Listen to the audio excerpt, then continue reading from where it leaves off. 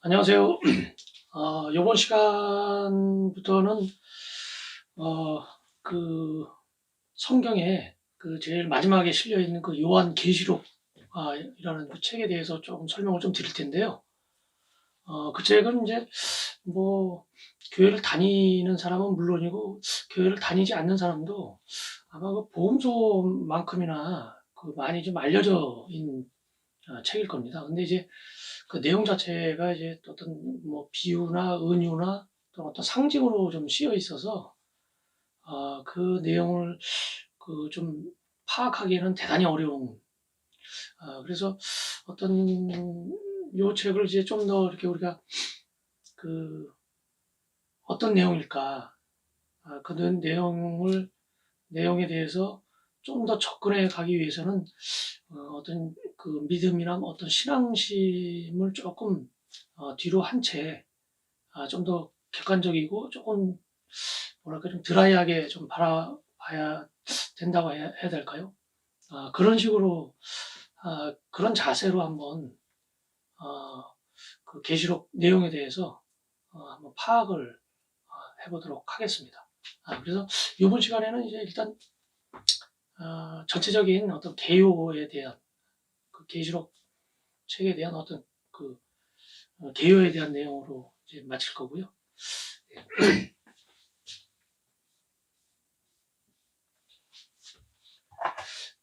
일단은 그 요한 계시록이라고 돼 있죠, 그죠? 그 개신교 쪽에서는 이제 요한 계시록 그렇게 돼 있는데 이제 그 카톨릭 그 성경에는 그 요한의 뭐 묵시록 이렇게 돼 있습니다. 예. 요 묵시라는 게 그 숨겨져 있는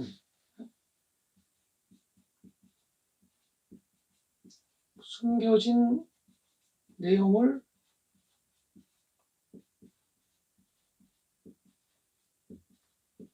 그 숨겨진 내용을 그 알아내는 또는 밝힘 또는 이제 뭐 드러냄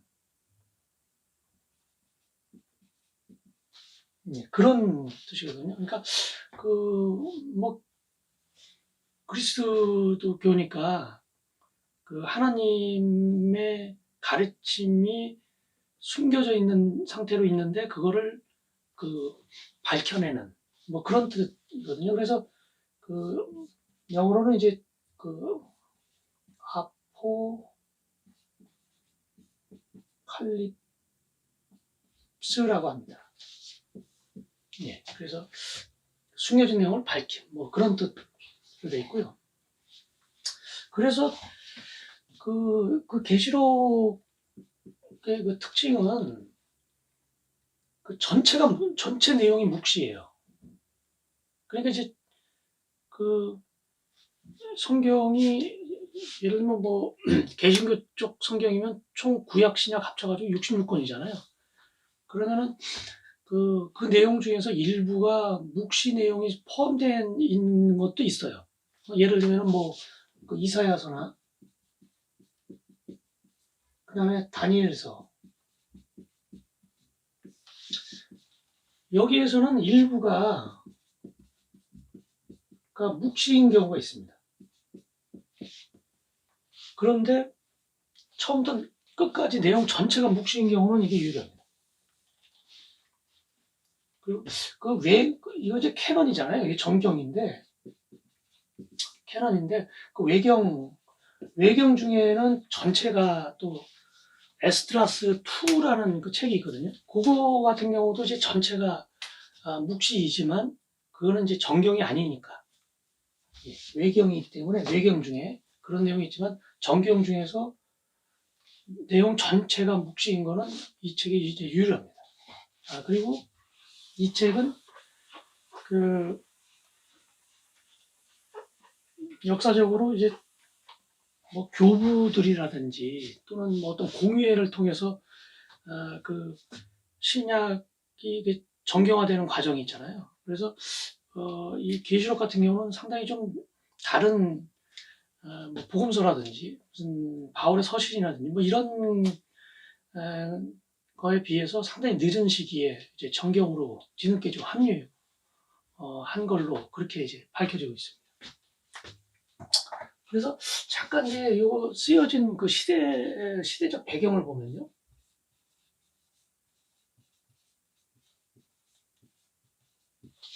그 원래 그 두 가지 그 언제 쓰여졌냐 그걸 이제 두 가지 측면이 있었거든요.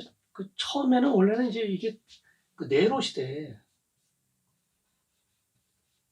그 네로 황제 있죠. 네로 황제가 이제 54년에서 그 68년까지 했는데 이 네로 말기 이제 로마 대화재가 일어나죠.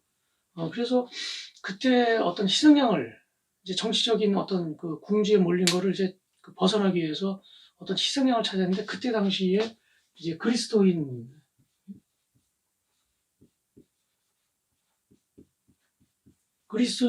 대해 그 최초의 박해가 일어납니다.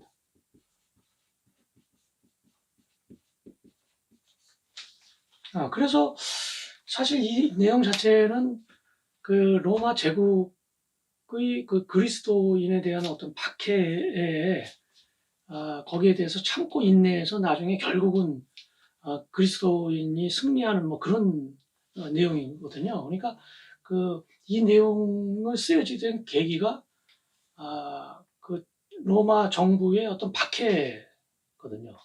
그러면은 그리스도인에 대한 최초의 박해가 이제 네로 시절이었으니까 이때 쓰여진 게 아닌가 이렇게 이제 처음에 그런 식으로 이제 학자들이 추측을 했는데 이거는 근데 맞지가 않습니다.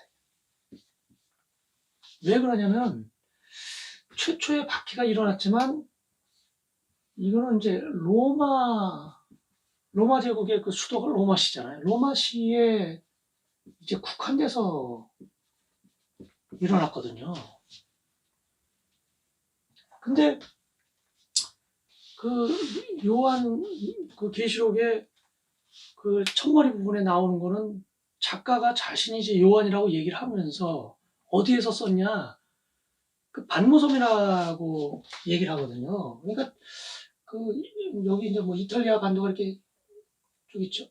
뭐 이탈리아 반도가 이렇게 장화 모양이죠. 특이하게 이렇게 있고, 예, 여기 이제 그리스 뭐 저희가 있고요. 그 다음에 여기가 소아시아 반도가 이렇게 있죠. 예.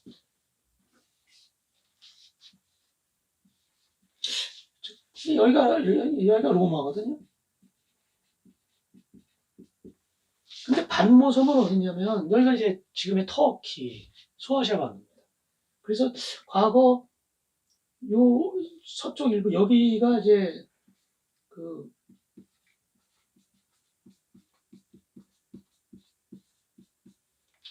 소아시아 이제 그 로마 제국에 이제 각 속주가 있었잖아요. 그 소아시아 속주가 위치했던 것이 여기거든요.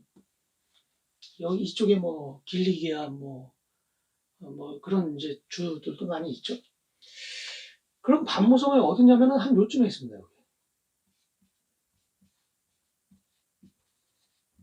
파트모스라고 하죠. 반모섬.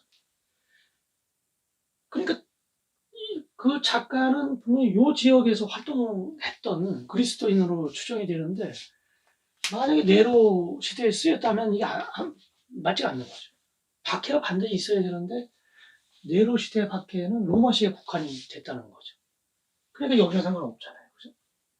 그러니까 지금의 이제 학자들은 언제로 추정을 하냐면 도미티아누스.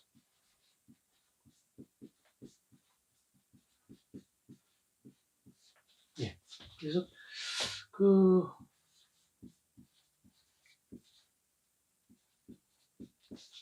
치세기가 이때거든요. 요 도미티아누스 그 황제는 지난 전에 이렇게 영상에서 그 역사적 예수의 복원이라는 그 시리즈에서도 한번 말씀을 좀 드린 것 같은데요.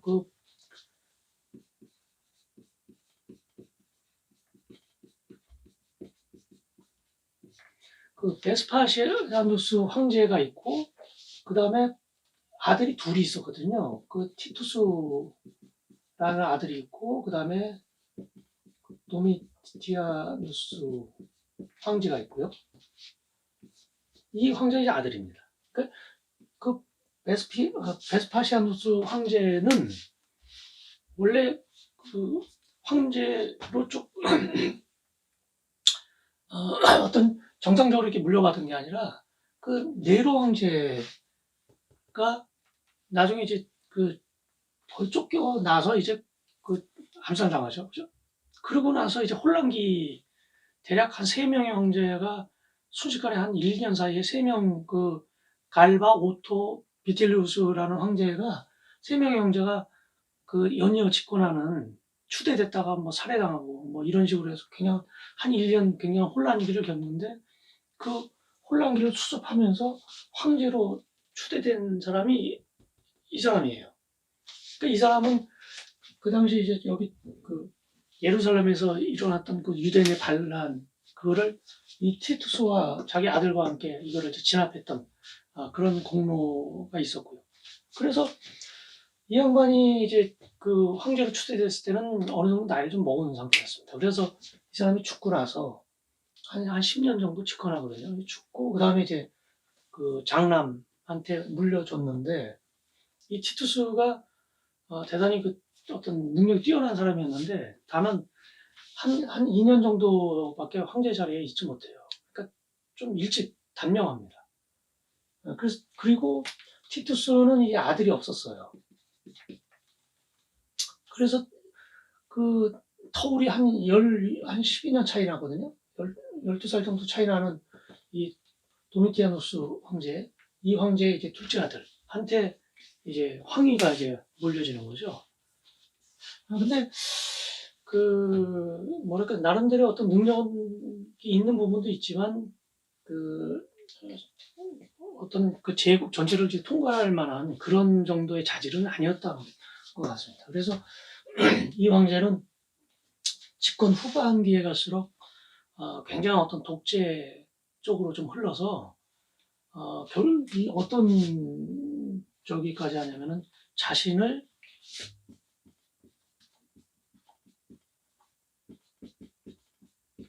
살아있는 신으로 선포를 해요. 후반기에. 그러니까 대략 한 90년 이후에. 살아있는 신으로 선포를 하면서 자신을 이제 주님이라고 부르게 하고, 그 다음에 하느님이라고 부르게 합니다. 근데 로마 전체 사회는 다신교거든요. 그래서 판테온이라는 데가 여러 신들이 이제 한꺼번에 이제 모여서 어떤 종교 의식을 행하는 어떤 그런 장소였는데, 그러니까 다신교여서 다른 예를 들면 제우스 신을 믿는다든지 또는 아폴로 신을 믿는다든지 이런 사람들 입장에서는 그냥 신이 하나 더 생긴 거예요. 조금 이렇게 떨떠름하겠지만, 그러니까 크게 거부감은 없는 거죠, 사실. 하지만 유대인들하고 당시 이제 그리스도인 같은 경우는 이거는 도저히 받아들일 수가 없는 거죠. 그래서 여기에 대한 이제 굉장히 반발이 있었고, 왜냐면 이제 유대 성전이라든지 아니면 다른 그리스도인의 교회라든지 이런데 자신의 어떤 흉상이라든지 이런 걸 갖다 놓고 숭배를 하겠다 강요했단 말이죠. 그러니까 어마어마한 이제 저항이 좀 있었던 거죠. 내부적으로나 외부적으로나. 그러니까 이때 시대 도미티아누스 황제 말년에 로마 제국 전체에 걸쳐서 그리스도인에 대한 박해가 일어납니다. 그래서 그 박해가 일어나니까 거기 그 박해가 대단히 이제 그리스도인 입장에서는 굉장한 위기잖아요. 그죠? 그래서 그 박해받는 그 그리스도인들한테 그 신앙심을 잃지 않고 이 위기를 그 견뎌나면 결국 나중에는 자신들이, 그러니까 이 악에 대해서 자신들이 승리할 것이다라는 게 사실 주제거든요. 그러면 그, 그 책을 쓰게 된 대적인 어떤 박해가 있던 시기는 요 시기니까 요 시기에 쓰였다고 할 수가 있겠죠. 가장 추정할 수 있는 시기가. 그래서 이거 그 도미티아누스 황제 말기에 치세 말기에 쓰여졌다는 거에 대해서는 뭐 거의 이견이 없는 걸로 그렇게 되어 있습니다. 그래서 여기서 이제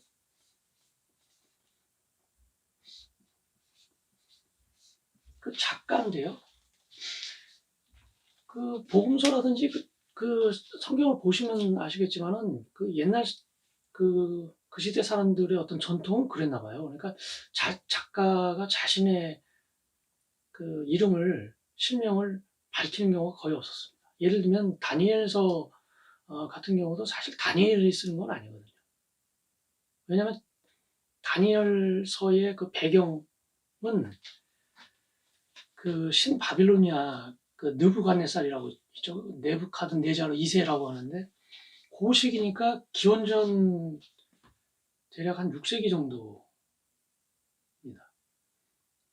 근데 실제로 이거 쓰여진 걸 추정해 보면은 기원전 한 2, 3세기 정도에 쓰여진 걸로 그 여러 가지로 이제 따져보면 그럴 수밖에 없는 거거든요. 그래서 그 이름은 다니엘서로 했지만 그러니까 작가는 다른 사람인데 전에 어떤 선지자, 유명 선지자라든지 뭐 이런 사람의 이름을 차용을 해서 빌려서 그 사람이 쓴 것처럼 뭐 그런 게 사실은 어떤 전통 비슷한 거였거든요. 그래서 그런데 요 계시록만큼은 첫머리에 그 자신이 요한이라고 밝힙니다. 작가.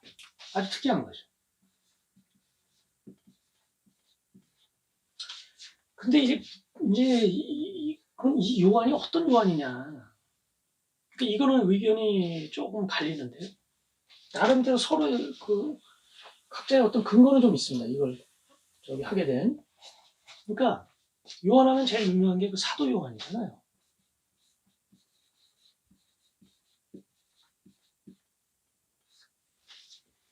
그리고 이 사람이 아니면 그냥 뭐 일반적인 뭐 예를 들면 뭐 전도사 요한,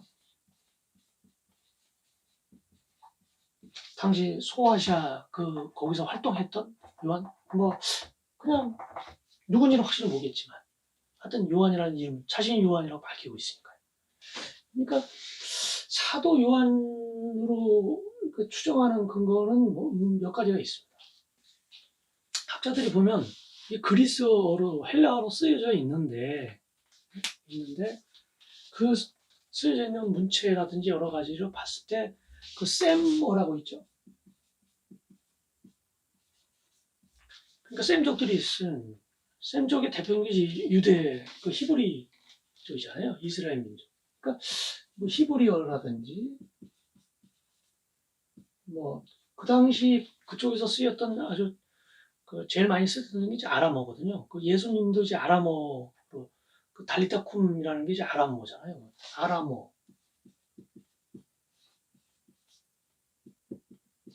그러니까 셈어를 잘 구사했던 사람이 그 그리스어로 쓰인 것처럼 이렇게 보인다는 겁니다. 그럼 사도 요한은 그 유대인이니까 이게 맞는 거죠. 그러니까 이제 사도 요한하면은 그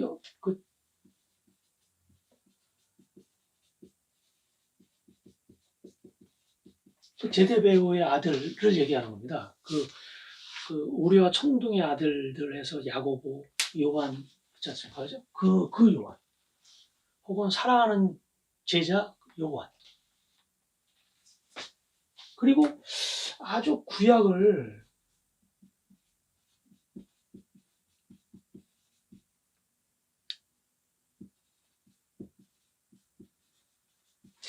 구약을 아주 빈번히 차용을 해요. 그러니까 구약도 상당히 많이 알 수가 있는 거죠. 그죠? 알았다고 할 수가 있는 거죠.